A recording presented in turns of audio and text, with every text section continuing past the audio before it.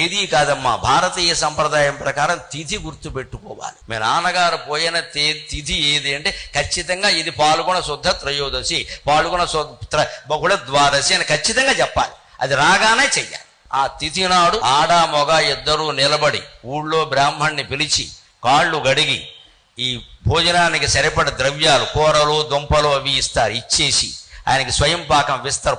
పొత్తర్లు అంటారు కొన్ని చోట్ల. అవి ఇచ్చేసి కనీసం దక్షిణ ఇవ్వాలండి. అయ్యా మీరు మీ కుటుంబం సుఖంగా ఉండండి, మా పితృదేవతలు మమ్మల్ని ఆశీర్వదించేలా చేయాలి. మన పితృదేవతలకి మనమే బంధువులం, వేరే ఎవరు లేరు ఇక్కడ. మా అబ్బాయి, మా కోళ్ళు, మా మనవడు అని మన ఇంటిని పట్టుకుని తిరుగుతూ ఉంటారని వాళ్ళు దెయ్యాలు అనుకోకండి. దేవతలై తిరుగుతూ మనని కాపాడతారమ్మా. మన మీద ప్రేమ, మన మీద ప్రేమ.